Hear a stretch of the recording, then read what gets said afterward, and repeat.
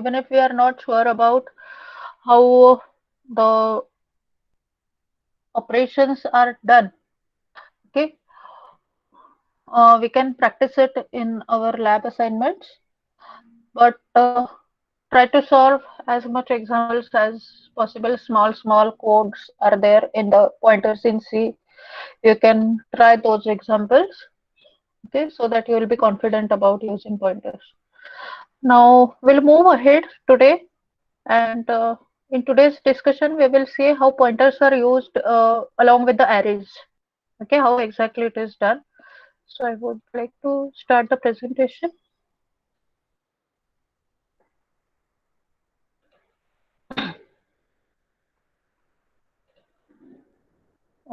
Is the screen visible? The presentation screen is visible? Yes, ma'am. Okay. So we have seen all these things in the last session, and today we will concentrate on array. Now tell me, what is an array? Anyone? What exactly is an array? Set An of array is a same data type. It is collection of similar data types, correct? which is stored in memory in continuous allocation. Yes, continuous memory allocation is done to store the elements of the array. Any other point related to arrays? The index of array starts from which? What is the first index of the array? 0. Yes, 0. it's zero by default. It is zero only. Okay, so even if you are using, suppose the index from 1, index 0 is always there. The memory allocation starts from index 0. Okay, in case of array. Okay, so we'll start with the pointers and arrays. So what is the relationship between pointers and array? As we have seen that the continuous memory is allocated for the elements stored in the array. So if we get the first address, if we using a pointer, if we are storing suppose only the address of the first element, that is index 0 element, which is also called as base address.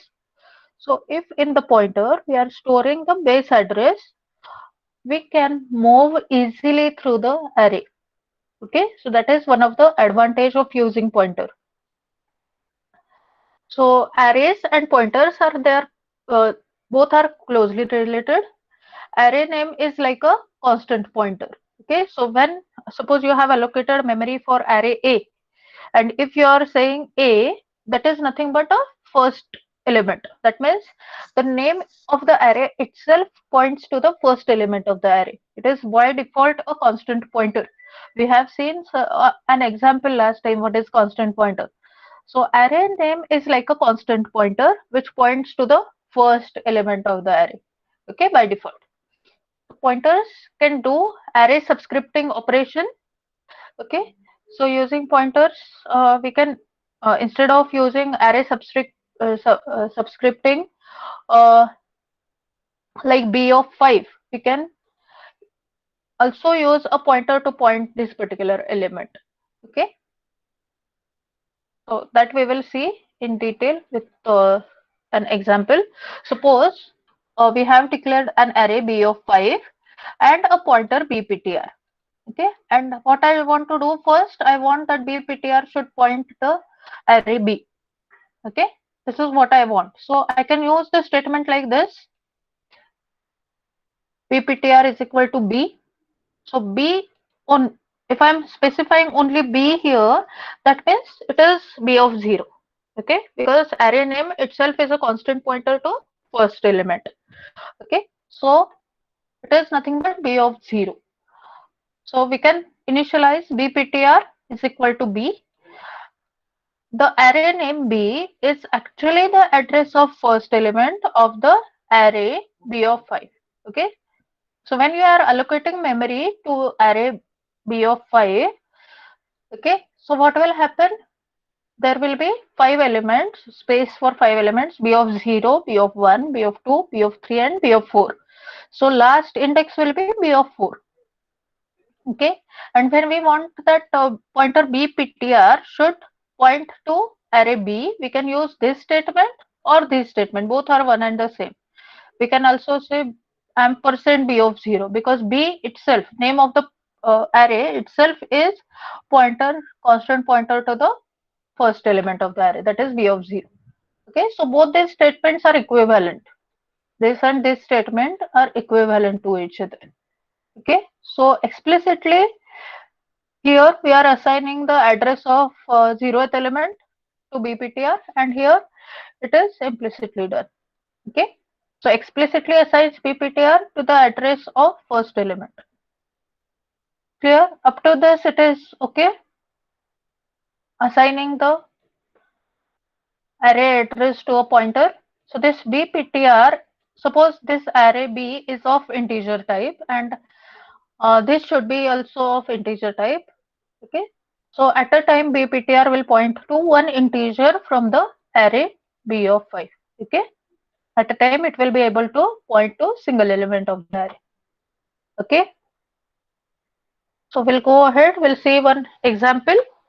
Is this example visible? I'll just make it more clear.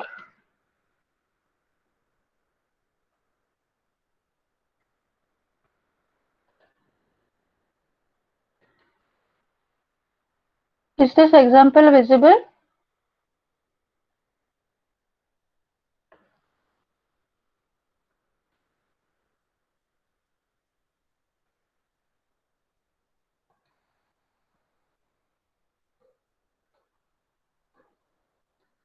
Is it readable now?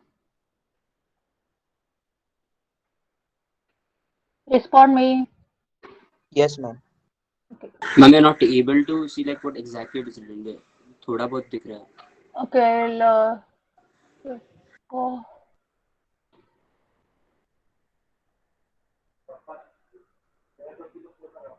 Is it now visible? Yes, ma'am. Okay, so there is one function cube by reference. Okay, oh, when I'm presenting, it is automatically getting closed. So in presentation mode, it is getting closed. I'm not able to do that.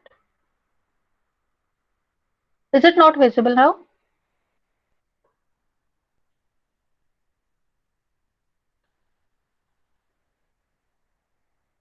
Okay, let me check. I cannot do the presentation mode. It is automatically presentation gets closed. So we have to see like this only. Now you can read it. I will read the code for you.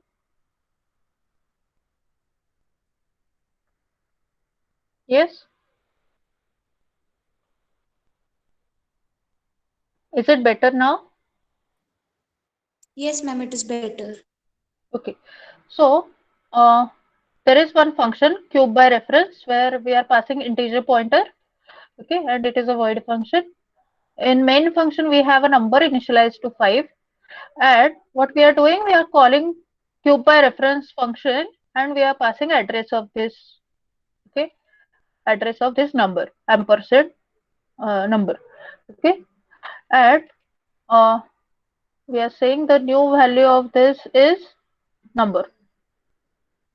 Okay, and what this function cube by reference is doing, here we are passing the address of nptr. Okay, that is address of 5 is passed, and the pointer value is getting modified with the cube of that number which we are passing here. Okay, so pointer nptr will be now, what value will be there in that? 5 into 5 into 5. Okay, that is, yes, 125. Okay, so what should be displayed here when the value is displayed again after calling this function? So initially this value is 5 which is getting displayed, and here what value should get displayed? Yes, what will be the output here? 125. 125. Why this is so? Because this is call by reference. So here we are passing the address of number, and the original variable number is getting modified here by this function. When we are passing the address, we are doing the manipulation on actual value. Okay, there. Otherwise, in call by value, what happens? Copy of the variable will be passed, and the modification will be done on copy. But here, as we are passing address, that means we are passing the reference of original variable. So whatever modification we are doing with that value here, pointer nptr, which is holding 5, means address of number. Okay, so the actual modification will be done on the number itself. Clear? So number is permanently getting modified by this function. That's why it is now 125. Clear? This is called as call by reference. So here we are not returning anything. Can you observe? We are not returning modified NPTR, but as we are modifying on actual number, okay, actual memory, so the modification is permanent. Okay, is this idea clear? Even if we are not returning, we don't have here return pointer NPTR, that statement we don't have here. Still we are able to return the output here. So that is one of the advantage of call by reference. Okay, even if we are not returning the value, we can modify the output element. So here in this case, our input element and output element are same. Okay, समझ में आ रहा है? Ma'am, but how are we multiplying pointer? See, pointer is when there is asterisk sign attached, this is the value of nptr. Only nptr अगर यहाँ पे होता, if there is only nptr, that is nothing but the address. Okay, and when we are saying pointer nptr, that means value at that address. So value क्या है? 5 है. Okay, so value will be accessed here. Pointer nptr means value at address nptr, which is 5. So that will be getting used. Okay, clear? Yes, ma'am. Okay, so this is one of the advantage of call by reference in function. Okay, actual modification of the memory at the memory location. Fine. So this same concept is getting used in the array. Why I have given this example on the simple value? You can try this out. You can try this particular code. Only 5-6 lines of code it is. This is telling what is exactly call by reference. Okay, so in the array also this concept is getting used. That's why this example is written here. So value of number is modified from 5 to 125 permanently. Permanent change in the memory address is done. Okay, with call by reference. Now we'll go ahead. We'll now see. Yes, any doubt here? Ma'am, what if we had declared a const int number 5 and carried out the same process? Will it give us the It will error give or you will error. not? Yes, it will not get modified. It will give you error that number value is constant and you cannot modify it. Okay. Okay, ma'am. So pointer arithmetic and array. So we'll go through this simple example. Now I would like to know the answer from you. We'll go step by step. Float a of 4 and pointer ptr is there. And what we have done, we have initialized ptr to address of a of 2 element. Okay, that is third element in the array. A of 2 means a of 0 is the first element, a of 1 is the next, and a of 2 is the third element in the array. So ptr is assigned the address of the third element, and what we are saying, pointer ptr is equal to 3.14. So what will be the answer of this? What will be the modification? 3.14 will be written at which place? A of At 2. a of 2. Okay. A Now we of are 3. saying yes, a of 2 is initialized to 3.14. Now there is ptr plus done. That means ptr will now point which location? A of 3. A of 3. A of 3, because the incrementation will be by float. Because ptr is float, so it will now point the next float element. Incrementation will be done by size of float. Okay, that's why PTR will now point A of 3 and 9 will be written now at the address where PTR is pointing. So PTR is pointing at location A of 3. Okay, so 9 will be written at which location? A of 3. A of 3. A of 3. Yes. Now, another manipulation on PTR. PTR is equal to PTR minus 3. Okay. So, now what will be the value of PTR? A of 0. New value? A of 0. A of 0. Correct. So, we are saying point of PTR is equal to 6.0. So, 6 will be written at which location? A of 0. A 0th of location. 0. Yes. Now, again, we are saying PTR plus equal to 2. So, where that PTR will be now pointing? A of 2. A of 2. Correct. And now we are saying point of PTR is equal to 7. So, which value will be modified? A of 2. A of 2. A of Correct. Yes. So, like this, we can use a single float point of PTR to navigate in the array. Okay. Can you please explain from like the after PTR is equals to 9, after that can you please explain again? Yes. See, initially PTR was pointing at location A of 2 and we have written 3.14 at that location. So instead of using A of 2 is equal to 3.14, what we are doing? Pointer PTR is equal to 3.14. So wherever pointer PTR is currently pointing, write 3.14 at that location. Okay. So PTR was pointing at A of 2. So 3.14 was written at that location. Clear? Up to this it is clear? Yeah. Yes, ma'am. Yeah. Then PTR plus plus. Plus plus means what? Incrementation will be done based on the type of that pointer. So float pointer, we have declared float pointer. That's why incrementation will be done with float size. Okay. So that will now point the next float value, which is A of 3 now. Okay. At A of 3, 9.0 will be written here. Okay. Because PTR is now pointing A of 3. So 9.0 will be written at A of 3. A of 3. Okay. Yeah. And then we are saying PTR is equal to PTR minus 3. Now PTR is supposed to point A of 0 value. A of 0. Okay. Clear?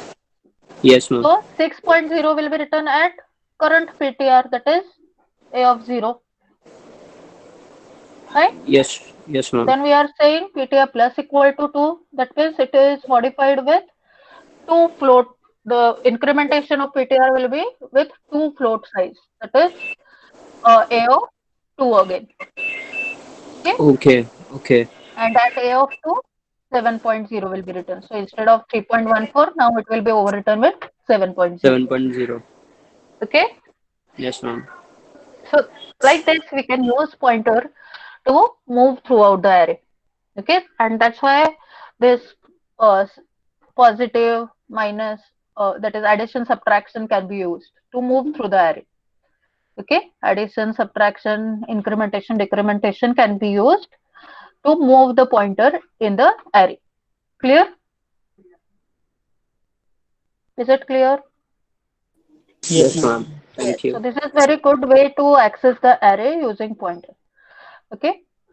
So the next slides, they are telling the stepwise how we are modifying this same thing which we have discussed.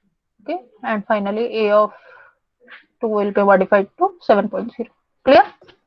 Ma'am, what if we print PTR? Then what we will get after the There last will be step? the address. At what moment you are printing that PTR. Okay, what will be the address that will get displayed? And if you print pointer PTR, then value at that address will be displayed. So after the last step, if I print PTR, then I'll get A of Address 2's of 2, address. A of 2. Yes, Okay, ma'am. address of A of 2. Clear? Ma'am, what will be the value of A of 1? A of 1 is not yet accessed, so we don't know it. If we have initialized before this, if we have initialized that array, there will be the value. Okay, otherwise it will be or 0? it will be garbage value. Yes. Okay, you can try it out.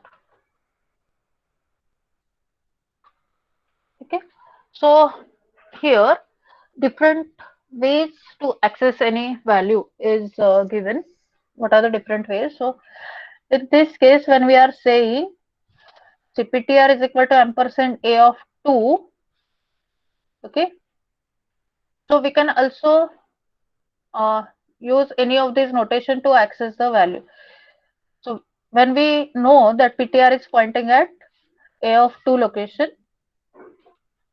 so we can access the value at A of 2 using this notation also, pointer A plus 2, because we know that name of the array itself is the constant pointer to base address. So when we are saying pointer A plus 2, okay, that means the second index again.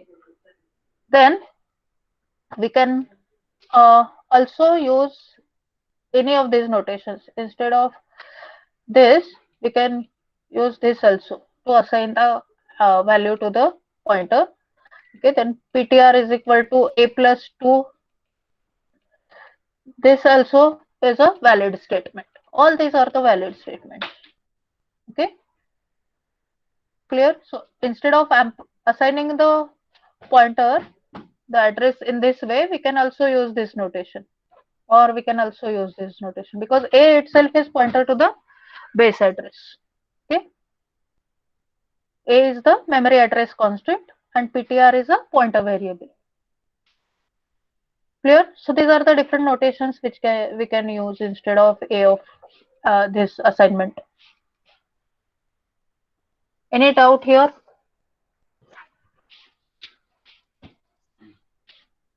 Yes. Is this clear? Okay. Then we'll move ahead. Okay. So saying thing B of 3, it can be represented by, suppose we have initialized pointer BPTR to B. Okay. That means base address we have assigned. So both BPTR and B, they are pointing to the B of 0 value. So we can use any of these notation to access B of 3. Okay, pointer BPTR plus 3, BPTR of 3, all these are the valid notations to access B of 3. Here you will come across any of these notations.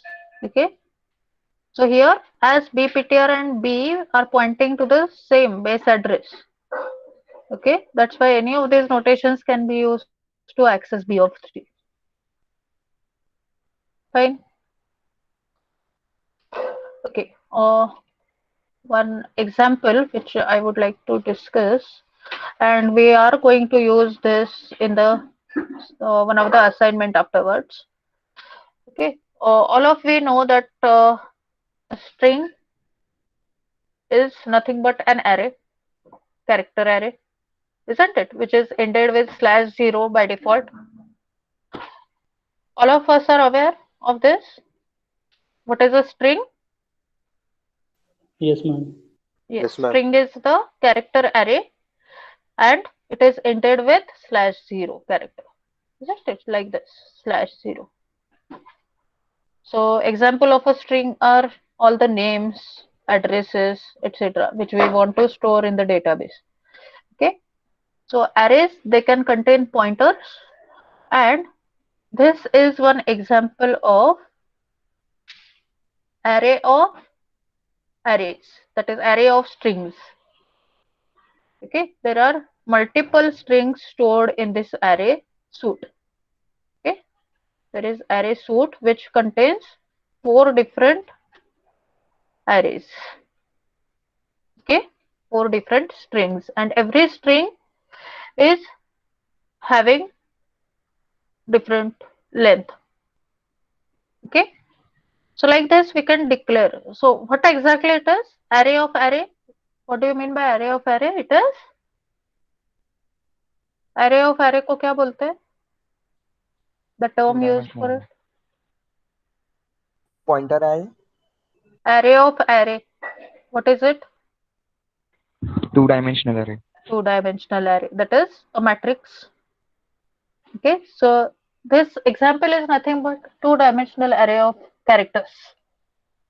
Okay, but So it will be stored in the memory in this way. Every row is representing different string. Okay, and every column element in that is representing the single character in the that particular string. Clear? समझ में आ रहा है? So while allocating memory, you can allocate the memory like suit of 10 4. Okay. Instead of this, you can also allocate memory like character suit of 10 4. So every string will be having length of 10. Okay. Maximum length 10, out of which we are using based on what is that string. Fine. Okay. So suit array has a fixed size, but strings can be of any size in this case. Okay. So this suit array is having fixed size 4, as there are 4 members. Okay. So 4 rows, but column elements that differs on what is that string. Clear? This example is clear. We are going to use this in one of the assignment in searching sorting. Okay. At that time we need the array of strings. Yes. Is it clear? It will be more clear when we are going to implement it. Okay. So how the pointer is used with array, that part, is there any doubt in that part? If no, then we will proceed. Ninad, why we are joining late?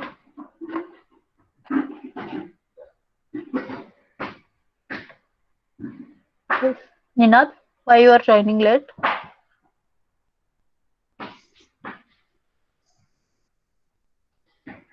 And it is my request to use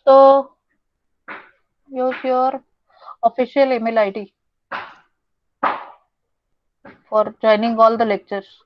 Okay, don't use the personal email IDs, because your attendance will not be marked there.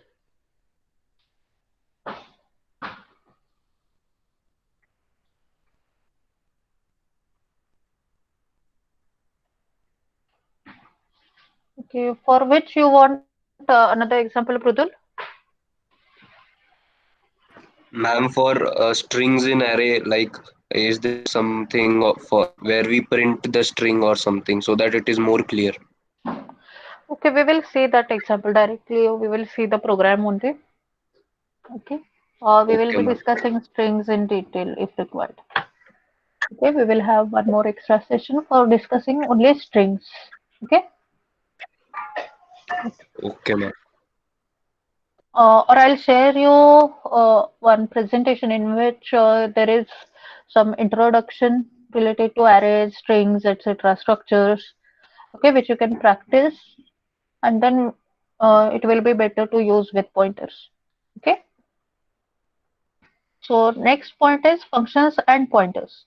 So how the pointers are useful in case of functions. One example we saw regarding call by reference, isn't it? Related to call by reference. So we will discuss it more in this. We know the function can be, the parameters in the function can be passed with call by value or call by reference. There are two ways to pass the parameters to the function. Okay. First way is call by value, where we are passing the copy of that particular value. So whatever manipulation we are doing in that function definition, that will be done on the copy of the variable which we are passing. So actual variable will remain as it is in the main function. Okay. We are processing the copy of that variable in call by value. But in call by reference, what happens? The actual variable gets manipulated. So the original variable gets changed. So we'll discuss this with one example. Here is one example. Okay, so a value pi is macro is declared, and there are two functions, area and perimeter. In area, a float value is parameter, and it is returning the area of that particular circle. Okay, so these two functions are related to circle. Perimeter of a circle, here again we are passing the radius, which is float, and it is returning the perimeter of that circle. Perimeter means it is circumference. Okay, now in the main function we are taking radius from the user, and we are calling these two functions. Okay, area and perimeter, we are storing, we are passing radius to it, and we are getting the output values, area and perimeter, from those functions. Okay, and we are displaying both the results, okay, which we are getting from those functions, two functions, we are displaying those results.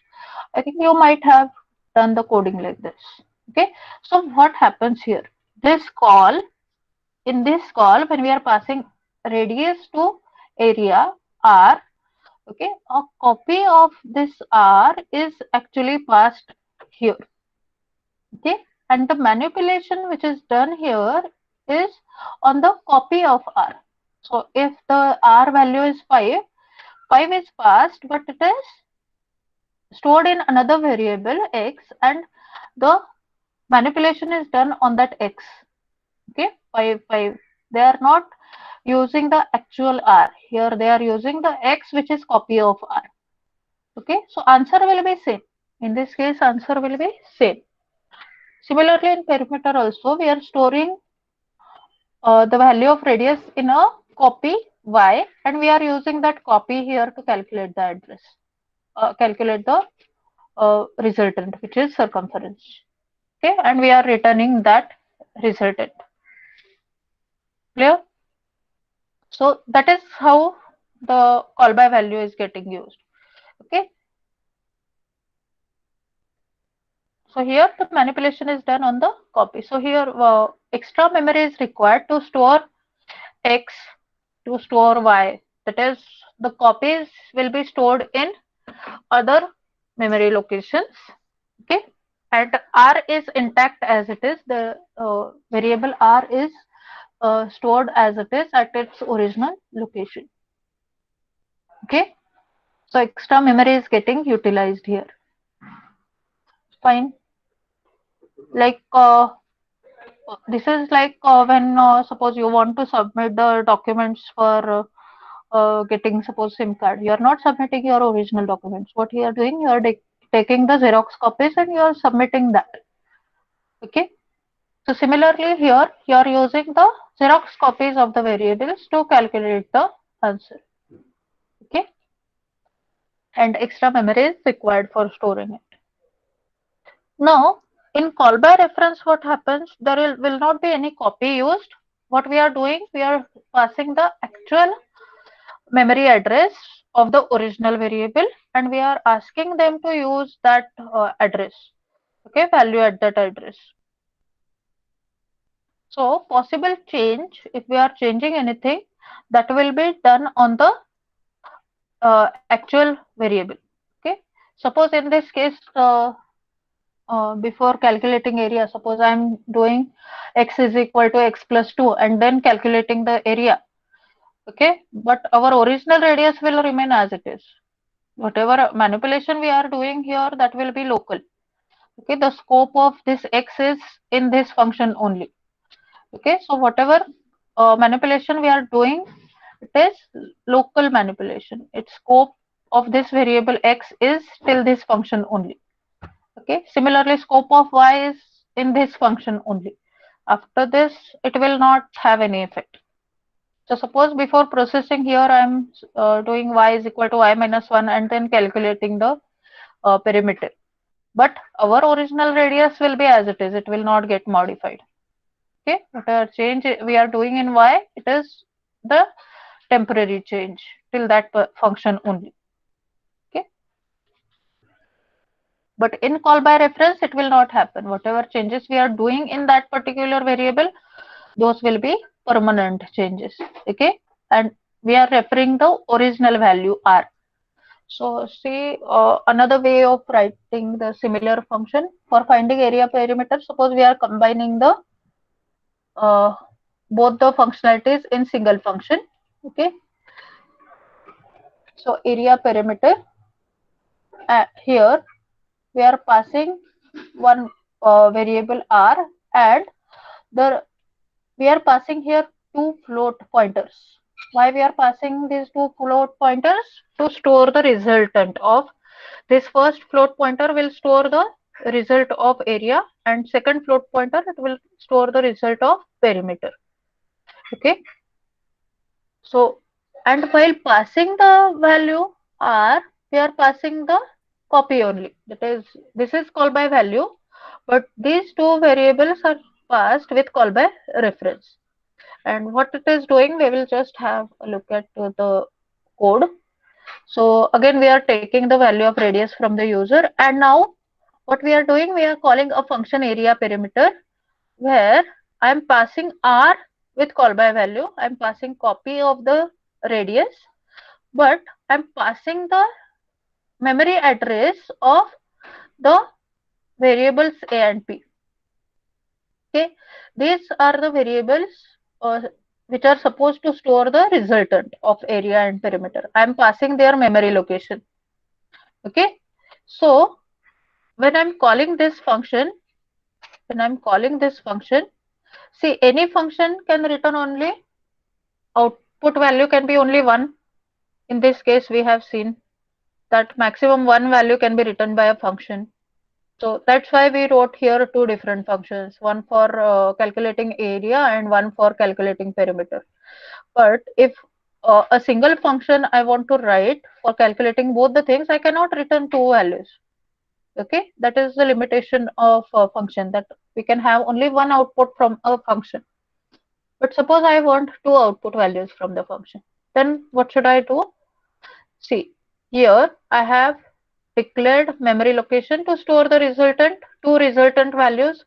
I am passing their memory location. So what I am telling to the function, this area perimeter function, that calculate the area and perimeter and store their values at these locations. I am giving you two locations and store my output values in these two locations. Okay, so we can access those two locations from here. Okay, a and p.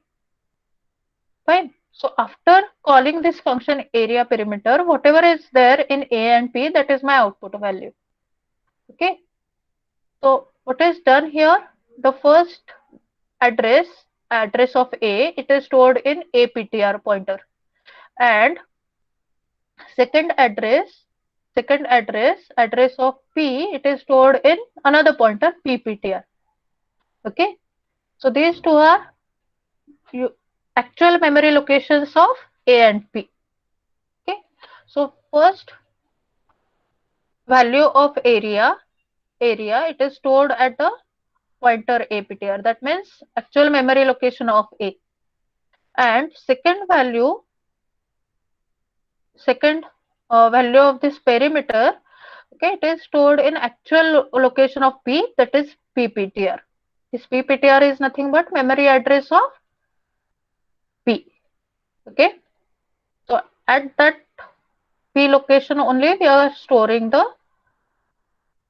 perimeter value.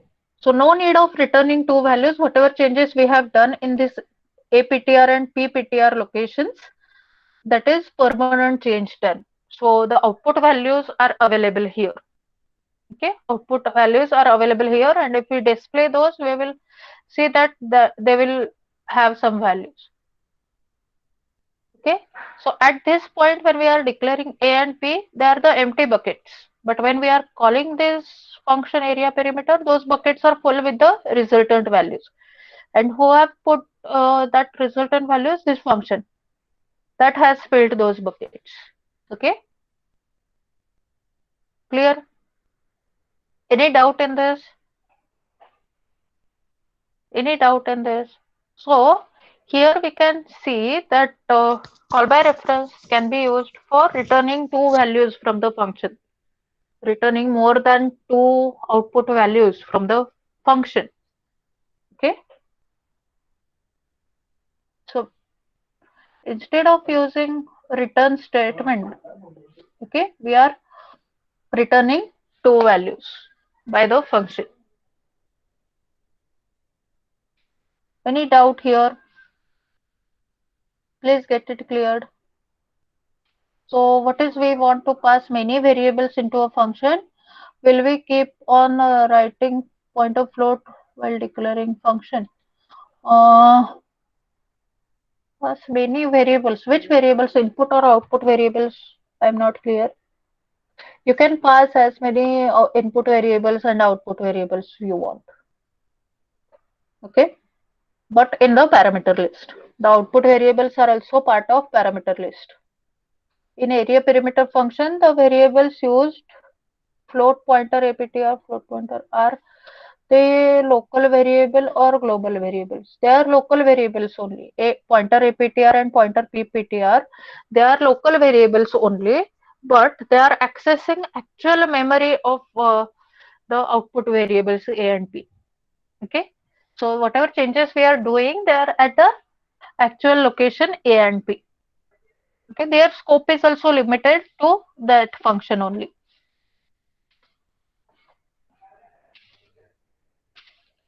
Fine. You can try these simple examples. Okay, so call by reference, we'll read something about it. If instead of passing the values of the variables to the function, we pass the addresses so that called function can change the values stored in the calling routine. Okay, so change will be permanent change if we are using call by reference. This is known as call by reference since we are referencing the variables. Okay, we are accessing the memory of that variable, that's why it is call by reference. Pointers can be used to pass addresses of variables to called functions. So there are two advantages of call by reference. One is permanent change in the memory location, permanent change in that variable that is done, and multiple outputs from the function. So this we have seen now, multiple outputs from the function. And the example which we saw before that cube nptr nptr into nptr, that is nothing but example of doing the permanent change in the variable. Okay, so these are the two applications of call by reference. One is for doing the permanent change in the variable, and second one is getting the multiple outputs from a function. Okay, clear? So another example. Shall we stop or we should continue? I think you will have another lecture, no? So we will stop here, I think, and we'll discuss another example next time. What is your doubt, Pranav, ma'am? But local variable has the scope, still its function only. How does this works? Yes, local variable have its scope limited. Okay, local variable, it will not have any meaning after that function ends. So all the variables which you are collecting in that parameter list, they are local variables because they are changing value of the address present in them. Yes, so even if they are local, we are providing them with the actual address. That's why the change is permanent. Okay, so we have to practice different programs, and we will discuss it more during the labs. Okay. So in the first lab session, I did not discuss about this call by value, call by reference because we were not knowing the exact advantage of call by reference. But in the next session, we will definitely discuss it in array also, whether it is call by value or call by reference, that we will check. Okay. So I'll share the attendance sheet and we'll discuss more examples next time. So in today's session, we have seen call by value and call by reference in detail, and we have seen how array can be manipulated using pointers. Okay, that was the outcome of today's session. Which type is more efficient, call by value or call by reference? Both are efficient. but call by reference is somewhat risky because you are handling the actual parameters. That's why it is risky. So if you are sure about using pointers, then you can go ahead with call by reference because it takes less memory. In call by value, extra memory is to be allocated. Okay, that's why both are useful, no problem. But there are advantages and disadvantages of both, and depending on the requirement, we will select it.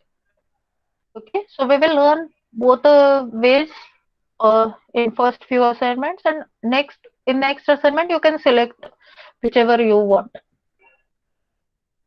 Yes, I will share the today's PPTs, and you can practice these small examples which are mentioned, which we have discussed, 2, 3 examples that you can practice. But I'll stop presenting and stop recording also.